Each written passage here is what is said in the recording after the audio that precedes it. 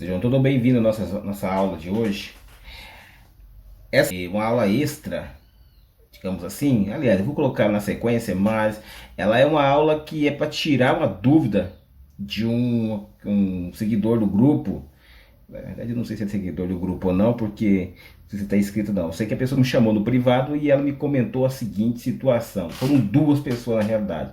A primeira me comentou a seguinte situação. Falou, olha, você falou ontem sobre ISO, OSI, TCP/IP. Essas instituições são a sopa de letrinhas, né?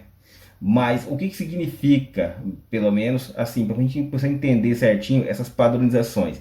E o segundo me questionou abertamente sobre uma questão de uma máscara de IPs não roteáveis, ou seja, por exemplo, a diferença na classe C, o barra 16, o barra 24, não o barra 16, algo nesse sentido.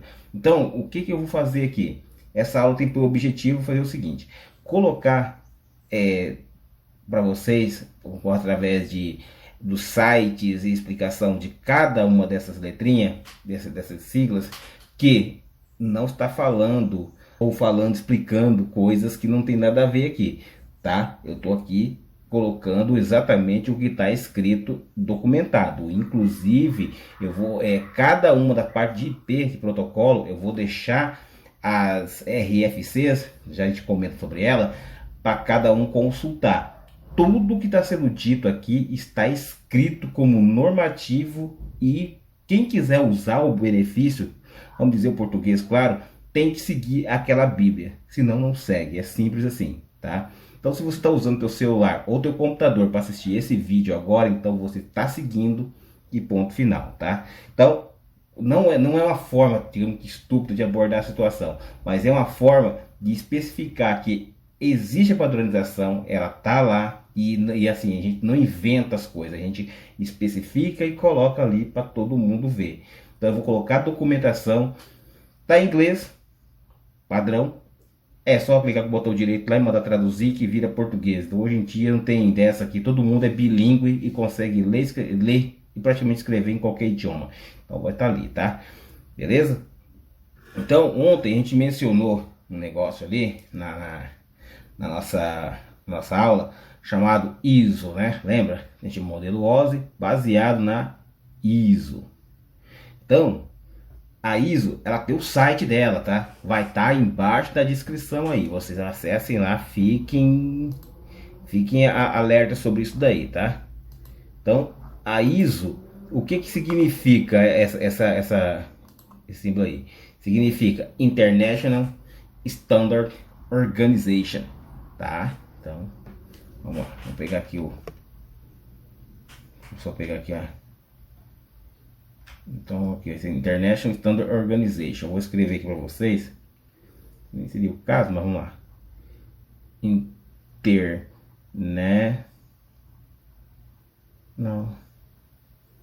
Standard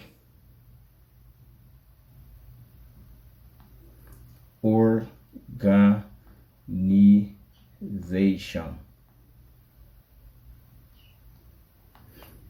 tá? É o acrônimo, pega as primeiras letras, né? Para quem não sabe o que é um acrônimo, pega as primeiras letras ou de algum outro ponto de dentro do texto, você consegue um acrônimo. Mas enfim, geralmente são as primeiras do lado esquerdo. Então, então qual que é... Faltou um N aqui, né? International. Então, qual que é a função dela? O que eles fazem? No próprio site dele vai especificar isso, tá? Vai estar embaixo aí.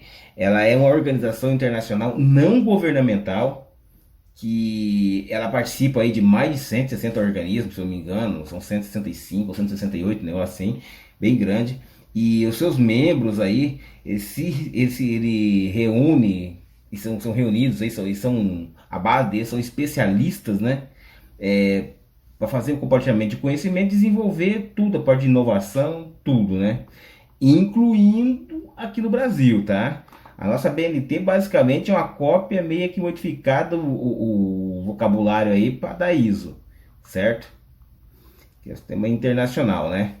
Então, se você usa aí a metro, quilo, essas coisas, ela veio aí. A sede dela basicamente, se eu não me engano, fica na Suíça, né? Lá em Genebra, né? E ela é uma. E o site dela é iso.org, né? Então você pode entrar lá dentro, chamado iso.org, que você consegue ter acesso a todos. Então você pode visitar eles lá dentro e você pode ver os eventos onde vai ter certinho. E ela começou lá em 1946. 46, 47, 46 se eu não me engano, né?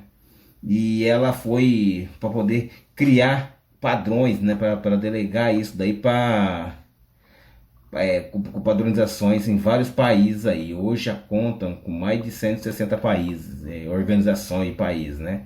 Então, um grande evento da padronização no mundo, né? Então, lá em Londres, na década de 40, ela foi lá os especialistas se reuniam aí conversavam sobre a padronização, formas técnicas de trabalhar e assim é uma parte da história da ISO, tá? Bom, se alguém tiver alguma dúvida, se não me falha a memória, vai estar lá dentro do site da ISO, é só entrar aí no site do iso.org, vai estar aí embaixo aí, tá? Então, fica por aí.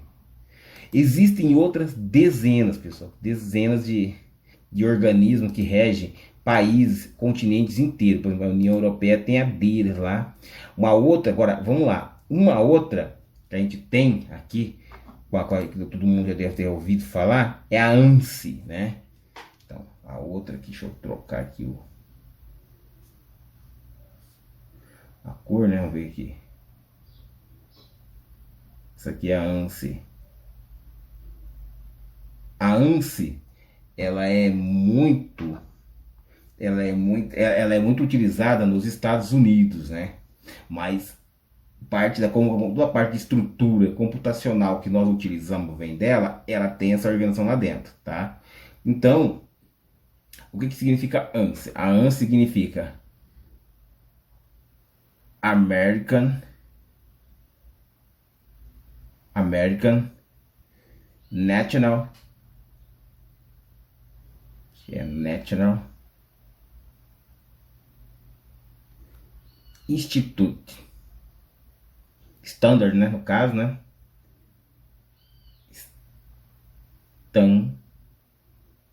Standard, padrão, Institute.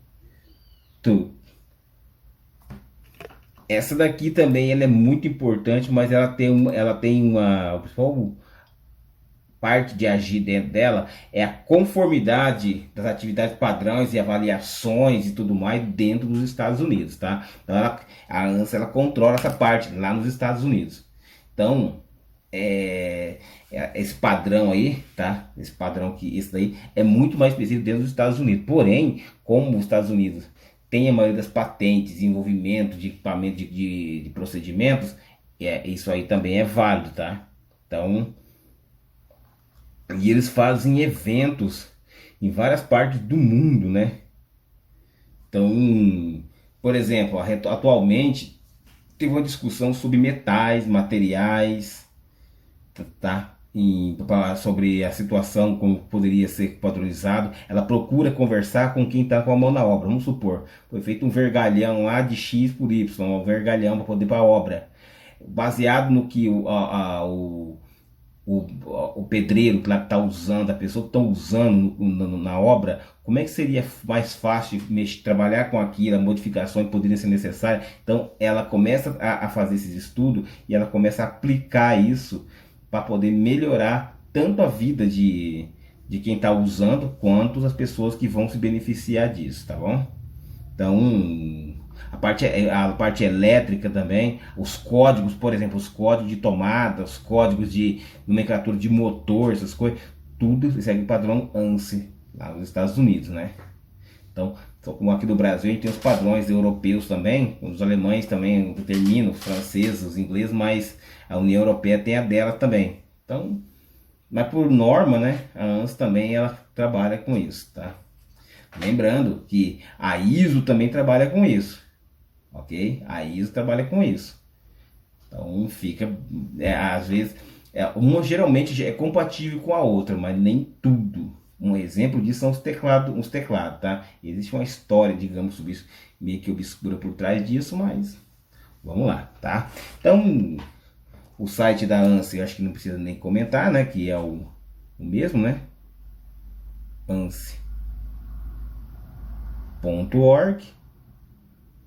Quem tiver alguma dúvida é só entrar nesse site aí, manda traduzir e ver, tá? Então ela gera.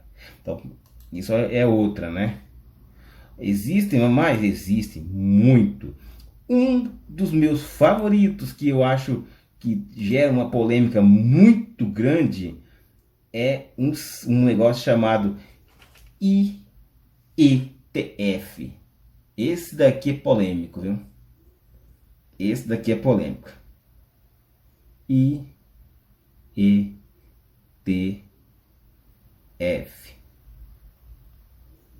Tá? Então, qual que é essa constituição que ela gera polêmica, assim como eu vou te falar, por conflito com outros padrões, né? Então, no final das contas, ela acaba tendo essa desmembramento sobre isso, né? Então, o que significa IETF? Já entra na parte de redes nossa, tá? Vamos lá. Então, vamos lá. IETF significa, não é uma parte de polícia de investigativa americana não, tá? Americana não, estadunidense, porque todos nós somos americanos. Então, IETF significa, opa, pera aí, opa, foi mal aí, significa internet, olha só,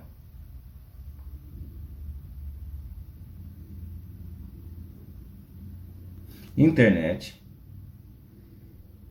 a palavrinha complicada que eu odeio ter que escrever isso aqui, porque geralmente eu erro,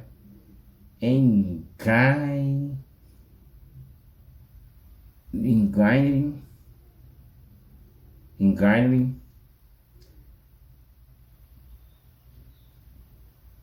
task force, ok? Então, esse é o que significa. Então, qual que é o objetivo? Ela segue padrões para a internet. Entendeu? Uma sub dela, como SDO, que não vai entrar muito nisso daqui, mas e a parte administrativa, que é a LLC, mas ela tem esse objetivo, que é criada para criar aí padrões para a internet. Tá? Então, por exemplo, ela está muito influente no HTML5, para quem utiliza aí ó, o navegador browser hoje. Lembra que alguém dos mais antigos aí vai lembrar de um negócio chamado Flash, lembra? Na Macromedia. Alguém lembra aí? Flash, que é aquelas animaçãozinhas, os Flash Player, que ficava com aquele bichinho ambulante, podia fazer figurinha animada, que depois foi substituído aí quando chegou o HTML5. Você pode desenvolver direto dentro dele, suporta toda aquela estrutura dentro do próprio HTML. Então, o IETF estava presente nisso. Era que trabalharam junto com ANSI, ali, consultor na realidade, né, com a ISO e outros que vão fazer isso, né? Tá? Então, ela também está presente aí. Então, é mais uma da sopa de letrinha que faz parte desse cenário aí, tá? Aqui nós vamos ter o outro que já é ligado à parte de hardware. Esse daqui é muito, mas muito interessante, tá? Esse aqui é muito interessante. Eu acho que ele merece um destaque especial. Por que eu falo isso? Porque ele tem uma participação na parte do hardware, do desenvolvimento como um todo, entendeu? Como um todo. As designações dele são uma das mais incríveis que tem, porque ele define até os sinais elétricos que vai dentro das placas de rede, das interfaces, tudo isso daí ele define. E isso é muito importante para nós, né? Vocês sabem disso. Então, o próximo aí para nós aí é o IETF. E, E. Isso daqui é de dar um nó na cabeça, viu? Por que isso? Ele é uma organização aí que ela também não tem, é não governamental, né? Ela é uma, ela não tem fim lucrativo, não tem nada. Só que ela tem aproximadamente 1000 normas relacionado à parte elétrica e eletrônica, tá? Então isso é importante demais. Então até os disjuntores que nós temos hoje, a parte de geladeira com circuito eletrônico, tá? Ela normatiza isso daí, tá? A parte elétrica. Então já vamos lá. IEE significa o quê?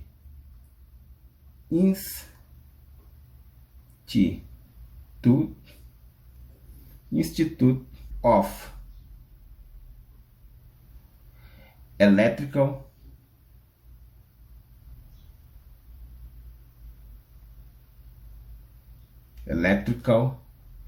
and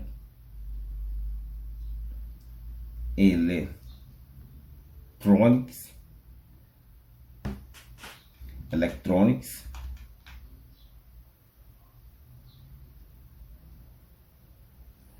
e Engineers.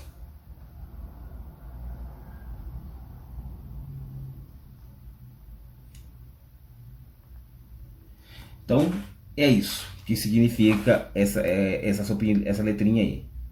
Essa daqui que é o Instituto de Engenheiros Eletricistas e Eletrônico, Eletricista, um negócio assim. Então, ela que faz essas normas aí, tá? Então, ela hoje está presente em mais de 160 países, 150 países, se não me engano. E ela também, ela faz parte lá dentro, ela é tipo de uma subdivisão da própria ANSI, tá? Ela faz parte da ANSI lá em cima, tá? Mas assim, não se engane. Ah, mas eu não vou usar isso daqui agora, nesse momento. Eu não vou usar isso agora aqui. Agora não. Você pode achar que não está usando, mas você está usando sim. Se você usa um disjuntor lá no seu relógio da rua, ou você usa algo como um painel aí para poder fazer um controle de energia solar, essas coisas, tudo tem que estar dentro dessas normas. Se não tiver, não roda. Certinho com outros equipamentos. Então, por exemplo, um inversor um inversor, né, de frequência não, um inversor solar, ele trabalha com data logger, um inversor solar de um fabricante A trabalha com data logger do fabricante B, e todos eles conversam com isso. Aí entra ISO, ANSI, e entra todo mundo aí, e que essas padronizações combinam, que todos comunicando como se um ou outro fosse um só, tá? Então esse que é o grande fato, tá, ok?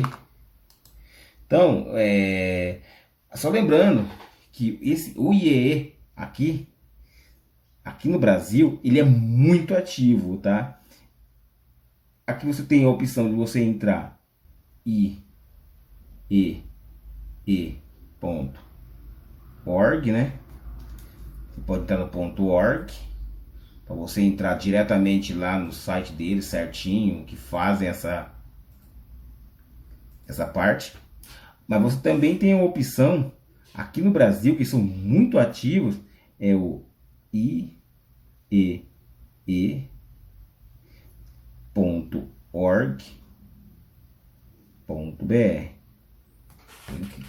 É interessante, tá? E eles têm eventos contínuos, inclusive aqui no meu estado, no Mato Grosso, o estado do Minas Gerais, Goiás, São Paulo, todos eles têm atividades, tá? Reuniões, teve eleições recentemente, né? E foi aquilo lá pela década de 60, se não me engano, que chegou no Brasil certinho. Então, lá na década de 90 que a coisa realmente teve que dar um impulso maior. Então, é um negócio interessante. Vale a pena ver também a história aqui no Brasil, onde nós seguimos, né? Essa parte, tá? Então, tem essa questão aí dele, né? Vamos chegar aqui a parte agora, que é a cereja do bolo dessa aula aqui. Então, qual que é a cereja do bolo, vamos dizer isso, sim? Para nós aqui, ela é a IANA. IANA.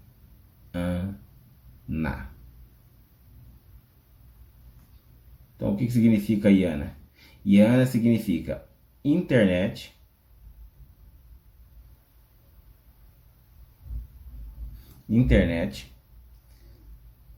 aside, certo? Numbers,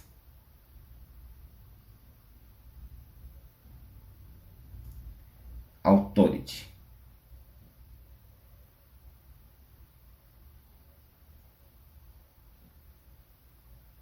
Um Y que deveria ser pelo menos, né? Não. Authority. Isso aqui é um Y, tá? Authority. Então ela é isso que ela faz. Então qual que é o objetivo real dela? Ela foi criada lá, digamos, nas décadas anterior, que foi uma herança que veio lá da década de 40 ainda na Suíça, que foi criado realmente a rede lá de a internet como um todo, mas ela foi disseminada pelos Estados Unidos.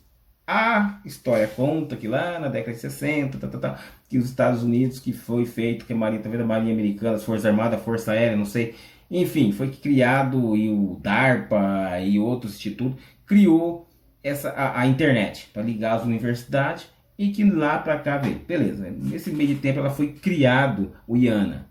Então, IANA é é um organismo aí não governamental também, tanto que é .org, né? E ele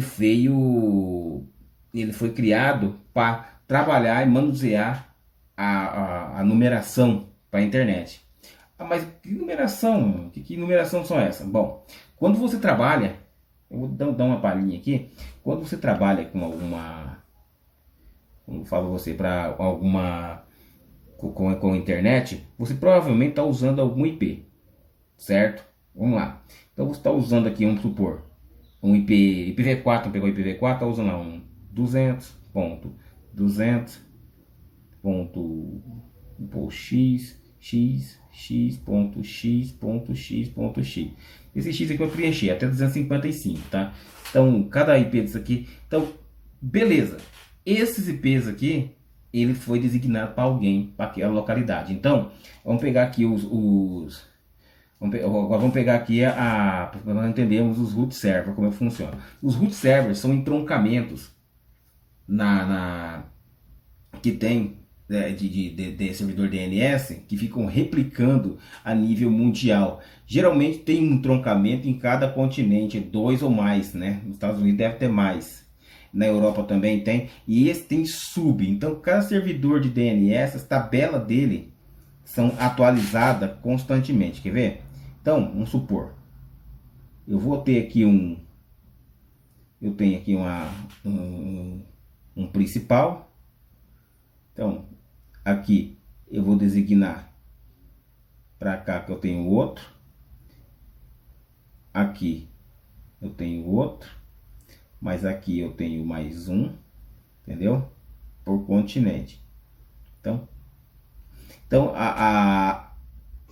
aqui existe uma tabela com que tem os roteamentos, a parte de roteamento, a parte de DNS. O que é o DNS? Ele faz a resolução de nome, né? Então, para a gente ficar mais fácil, que é o DNS, que a gente usa muito, define lá dentro, tá? Então, coisas que eu vou apresentar a vocês, que eu vou colocar, que eu faço questão de colocar lá, que é a parte de documentação. Então, cada coisa que eu disser aqui, eu vou colocar para vocês lá, tá? E como é que eu coloco isso? Eu vou colocar lá dentro um recurso, onde que é normatizado. E onde foi normatizado isso? Foi normatizado, olha só, no negócio chamado RFC, que significa Request for Comment. As RFCs, elas têm a função de definir como e onde serão utilizados, né? Em que situação que serão utilizados, tá? Os blocos IP e tudo mais, tá? Então, por exemplo, ela define lá dentro quais são os blocos roteáveis.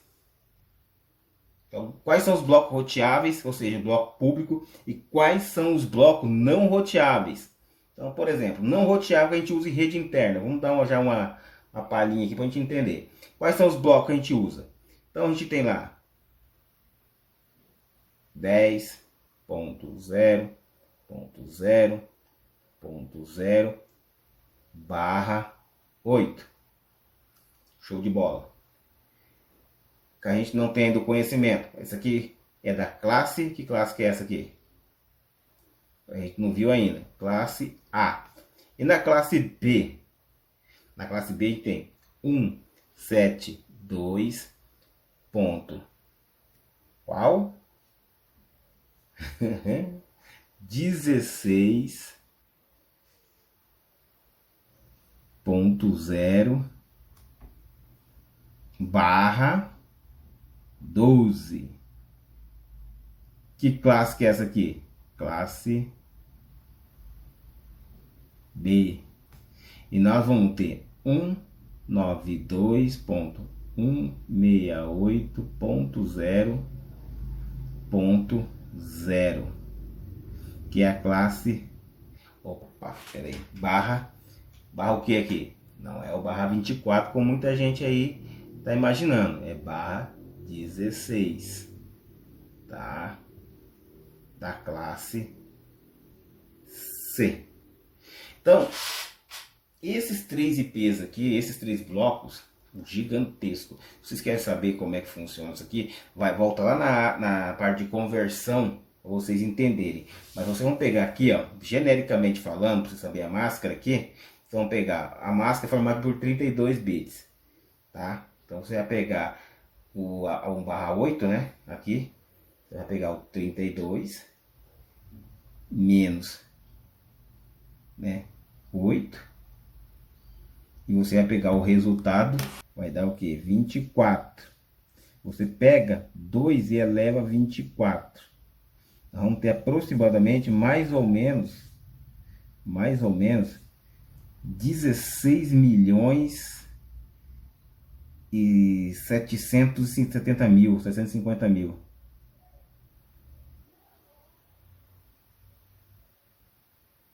Milhões aqui, viu?